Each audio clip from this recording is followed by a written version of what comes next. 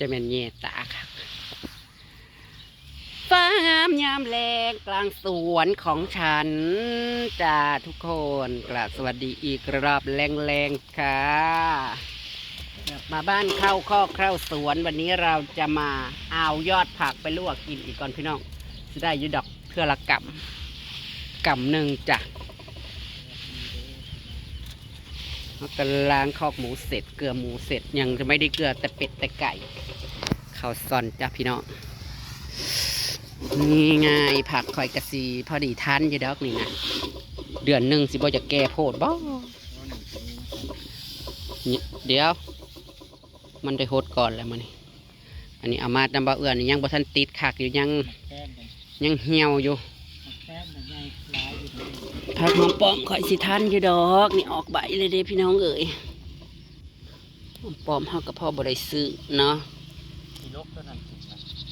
หอมป้อมเฮากับพ่อไม่ได้ซื้อเขาบวบเราก็เป็นดอกหมากแล้วบวบเขาก็เป็นหมากเห็นหมากหนึ่งเอาหลุดเด้อนั่นเด็ดเอาหลุดเอ้ยนั่นดอกผักบัวไปลวกแล้วบ่ดอกผักบัวก็ออกแล้วคอยกระบอกเข้าใจว่าเป็นยังมันคือบ่ออกดอกพร้อมกันนี่นั้นพี่น้องเอ้ย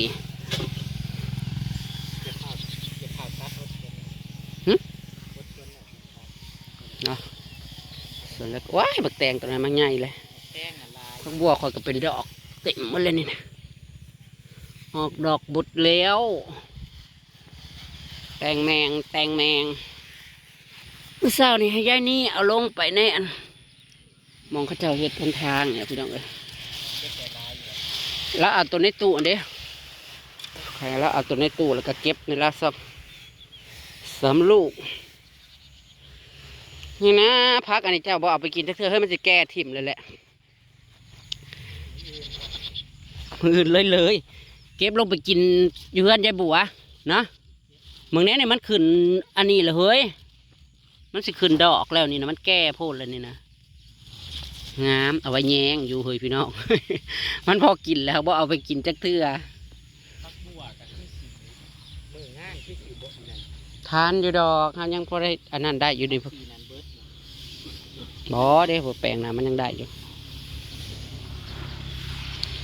บัดเพิ่นผู้นี้นะสมัยใหญ่พะโวพะงานแต่เฮ้ยยังบ่ออกดอกอยู่บนนี้หูพี่น้องเอ๋ยมันมีเพอเวอร์อยู่มันมีพักนั่นมันตั้งต้นใหญ่อะไรตัวไหนคนน่ะเหรอนี่นะคือไข่มีสีขาวๆนะที่น้ำตัวนี้ที่เขากินแล้วเบิดนะว้าวมีบ่มันมีต้นหนึ่งใหญ่จะอยู่ด้านไหนแล้วที่จงเกมเมืองไม่แดนสมแหมแท้โอ้ยแฮมแก่เบิดเลยจะเสียดายครับเสียลายก็จะเอ็ดจังไรสั่นเพราะไรจะดอกเขาลกอ่ะแต่งนะจะบ่ต้องโหดลายดอกเขาสิได้ลกถิ่มเลยเดี๋ยวนางโหดแล้วก็จะมาเจ็บเอาอันนี้กินลวกกินกับแจวยายนี่เราว่าแสบได้หลายเติบอยู่จักเป็นยังบ่เข้าใจบ่ออกบ่พร้อมกันได้เคยปลูกนะพี่น้องครับเขาก็เคยปลูกปีแหลกนี่แหละคัดปลูกบัดนี้คอยบ่ปลูกทีนะนี่ดอกมันเขาบ่จักว่ามันสิต้นใหญ่เฮ้ยข้างนี้บ่อย่างงามอยากเบิดฝุ่นแล้วเนี่ยเอาขี้มูมาใส่กันมืออื่นกันนะพี่ใส่ขี้มูนี่เฟื่อเขียวตู้ขึ้นหลวดเลยมะเขือออกมาบกมันใกล้เลยจืดฝุ่นอีกแล้วบ่ได้เอาขี้มูมาใส่อีกงามไวอยู่นะเนี่ยนี่เขียวขี้หมูขึ้นมาอีกขวดเลี้ยวตัวเดี๋ยวก็ออกดอกออกหมากแล้วนี่น่ะหักอันแมงอันนี้นะสร้างอันแมงใหม่กองป้องแจ้งแป้งไปลองโมได้มาทางออกอันนี้ก็หกดิมันหกจังเลยกล้วยคอยต้นนี้โอ้ยบอกนึกว่าเห็ดเฟืองทำไมมันไม่ติดหรออันนี้ก็เขาก็มาปลูกสลายโพดอลีรอได้ไปดอกเลย เบี้ยมันสะเลือเกินค่ะก็กำลังขึ้นจ้า กำลังออกดอกออกเด็ก ส่วนกอเขาสิงไข่เนี่ยเขียวตื้อขึ้นแล้วมักพริกไข่เนี่ยบ่เป็นเลยพี่น้องเอ้ยพวกนั้นนี่นะบ่งามเท่าไรกับบอได้เอากิมฝุ่นใส่กระต่ายยิงแถวส่วนต้นนี้ก็สีคืออยู่ไม่ได้กับบอเอาว่ามันพริกนี่พอปลูกบ่เป็นแสดงว่าก็เคลื่อนไก่จะได้เก็บแล้วแล้วก็ซุกก็เก็บใส่ถุงใส่ตู้ไว้โทรละเด้อยังเอยมันจนแก่แล้ว อันนี้นะไม่กินจากเถือผูกนี่เป็นต้นงามดิสะอ่อนเอาไว้แยง น้อยเดียวนี่เอาไว้แยงจะได้มันงามมันสิได้หลายเติบอยู่เก็บยอดอันนี้กินแจวมะกอกจ้าสันพี่น้องอันนี้แก่โพดนี่เราจะหักเอาเนาะไม่ตัดเห็นอยู่ว่าพี่น้องนั่นเด้มาอีกอะเพลงอ้อนได้ขอกินได้เบิร์ดมันสมาหญ้าเอาคักแท้อุ้ยคือมือแถวแสงขึ้นอยู่บ่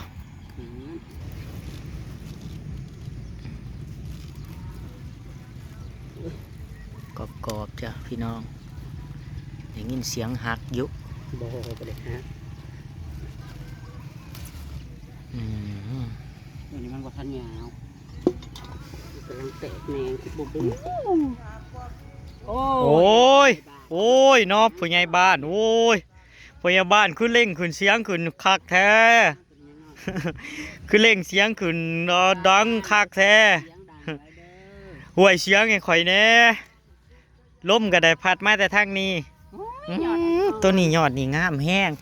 ยอดนี่งามแห้งมึงแน่ยอดนี่คือเป็นแบบอวบๆดอนๆคักแท้แล้วก็พี่น้องมันมีสีขาวด้วยนะจ๊ะมันกรอบได้นี่พี่น้องกรอบเห็นว่ามันขึ้นสูงๆแต่มันบ่ได้แก่ได้พี่น้องพอได้ผิด FC อยู่ค่ะแต่ข่อยบ่เข้าใจว่ามันเนี่ยข่อยบ่เข้าใจว่ามันบ่พร้อมกันนะพี่น้องมึงเนี่ยหวานจะหวานกรอบอันที่จริงเนี่ยทาหนึ่งมันสิหวานกว่าลวกมันสียังสีบ่หวานทอหนึ่งได้พักนั่นพักถูกสนิทต้นนี้เนี่ยพี่น้องต้นนี่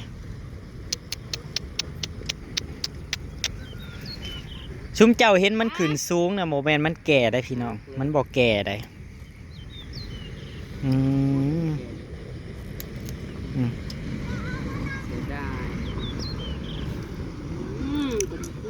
แต่ใบมันน่ะดกแห้งใบมันน่ะดกนาแห้งพี่น้องใบมันน่ะ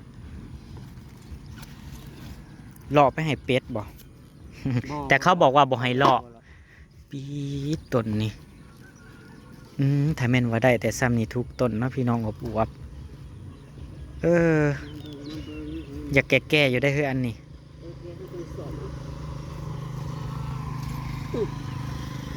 ติมาพี่น้อง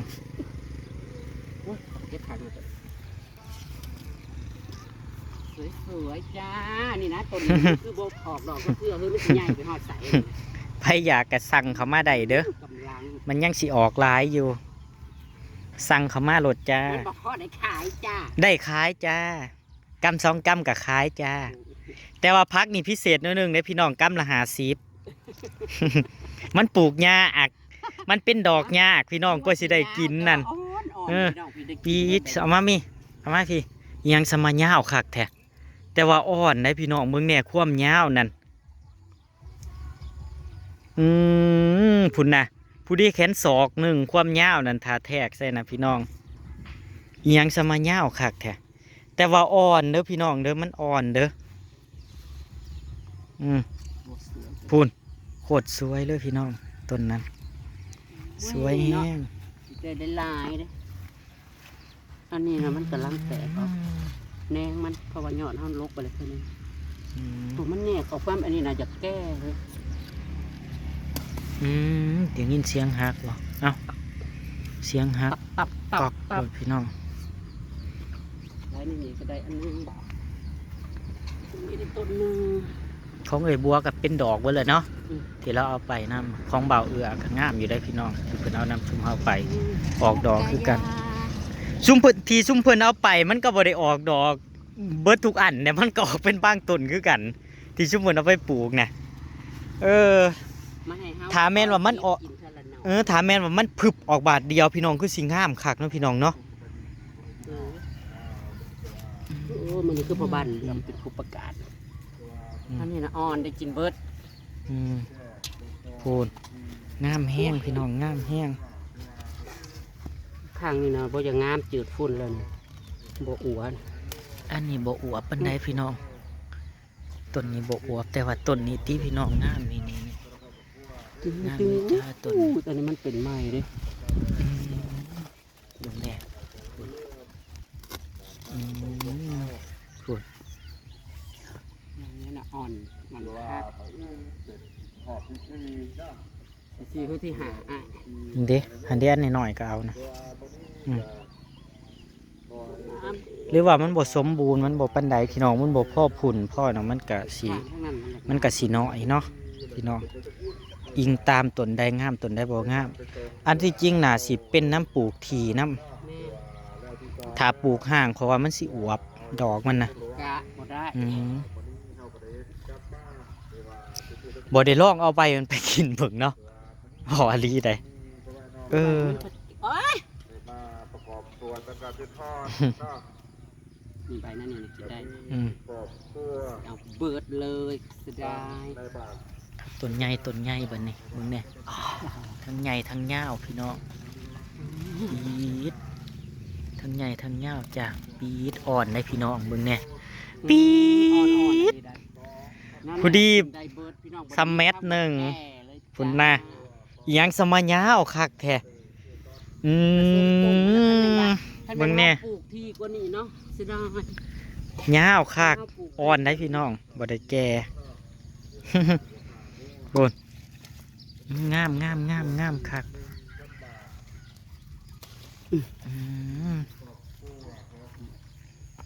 ยังน้อยหมดแล้วเหรอต้นหนึ่งน่ะมื้อนี้ได้หลายกว่ามือก่อนอยู่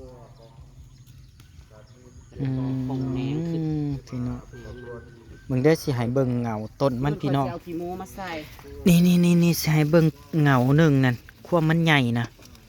พูนพี่น้องชุ่มเจ้าเบิ่งเงาหนึ่งนะ ตัวนี้กำลังขึ้น มันกำลังแตกได้พี่น้องข้างในนั่นนี่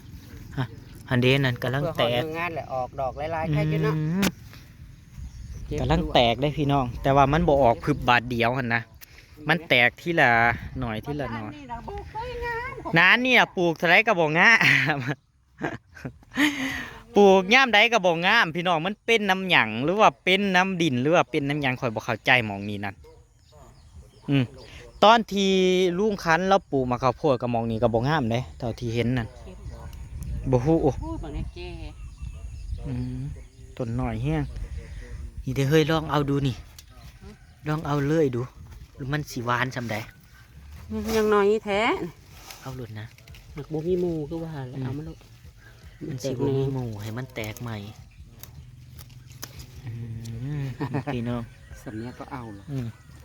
เบิ่งแน่นี่กำลังออกได้นี่ เนี่ยมันหักบ่งามนะแปลงนี่นะ มันงามแต่ครึ่งหนึ่งพี่น้องตัวนี้ก็กำลังออกนี่เด้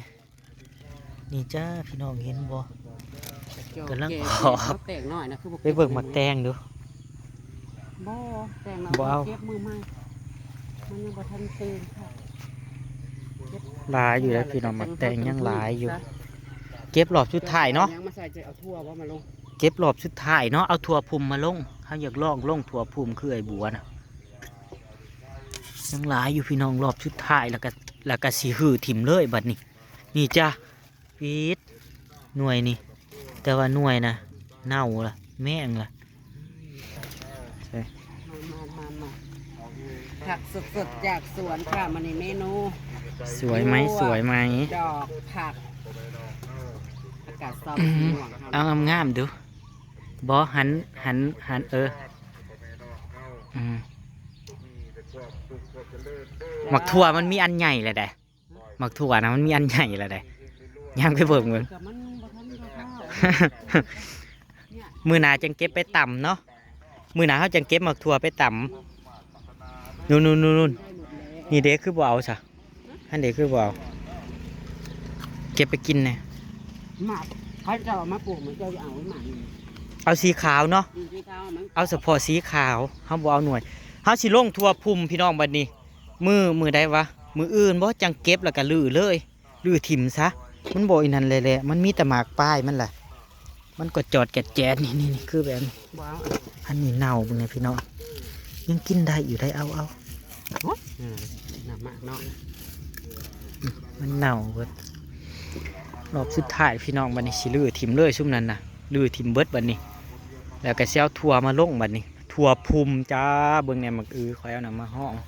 จักรเลยจักรหมาแบบนี้ จักสิได้จักหมากแต่ว่าได้ละ1หน่วยนั่นหน่วยใหญ่นั่น ทั้งคนกันง่ายคนนี้ทั้งพุ่นอีกเสียดายพี่น้องเอ้ยมักเฮาบ่จักเนาะเฮากับบ่เคยเฮาปกติส่วนมากที่ปลูกก็คือปลูกแล้วก็ถิ่มไว้แล้วก็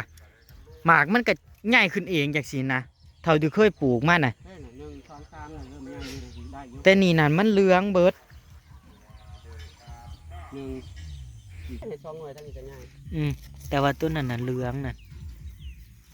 ได้หลายอยู่ดอกพี่น้องได้หลายหน่วยอยู่ดอก ขี้หาหมากนั่นแหละ แต่ว่าสะอ้อนหมักถั่วดกแห้งได้ มันหนีกันเฮ้ย แล้วก็ตึงน้ำได้หมักถั่วนะเบิ่งเนี่ยบ่คิดว่าสิได้อีหมักถั่วนะอาลีจนถอดใจเลยจนคิดว่าสิได้ลกถิ่มแล้วเว้านั่นผุนอยู่ทั้งผุนมีหน่วยใหญ่เลยพี่น้องแล้วก็ยาวสะอ่อนเด้มือหนาสิมาเก็บไปตำพี่น้องได้ตั้มหนึ่งในใหญ่ได้ตั้มหนึ่งอยู่หน่วยมันใหญ่นั่น เอาดอกเผานะครับบ่ได้เอา ล่อมือหนาบ่เอาบ่ บอกไปเนี่ยเราจะลวกอันนี้เรากินอาหารแรงหางแมลงเนาะพี่น้องจ้ะ ดอกมักได้บ่เก็บบ่หลายแห้งอาลีมือหนาบ่มืออื่นเก็บลงไปหาบัวเนาะ เอาบ่มีน้ำใหม่แกะ นั่นแหละสิเก็บลงไปหาบัวมืออื่น เราถ้าคิดกับแกะ ไปพี่น้องงามแห้ง คิดหนักแล้วกันจ้า จ้าติดตามคลิปหนากันแล้วกันเด้อพี่น้อ าง หารจากสวนของเรานะจ๊ะก็จะปลูกเวียนไปอยู่แหละยามเดือน6เท่ากับที่5เอาพืชที่แบบว่ามันอันนั่นน้ำเนาะ จ้า มีอย่างไรที่มัน แต่ ที่มันบวกขึ้นนะ แต่ที่แน่ๆก็คือสิได้ลงทั่วภูมิพี่น้องปะ เขาเรียกว่าดอกมะคูนเห็ดคูเอา สิไปหนึ่งไปลวกพี่น้องไปเฮ็ดกินบัดนี้เฮ็ดอยู่เฮ็ดกินแรงนะพี่น้องตามพี่นากันแล้วกันเนาะพี่น้องเนาะจ้า เข้ามาชมเด้อจ้า จ้าขอบคุณทุกการรับชมฝากดูโฆษณาเด้อพี่น้องเด้อทั้งสองนะพี่น้องไปแล้วพี่น้องสวัสดีครับผมยื่นมองนี้ดูยื่นมองนั้นเด้อสีเขียว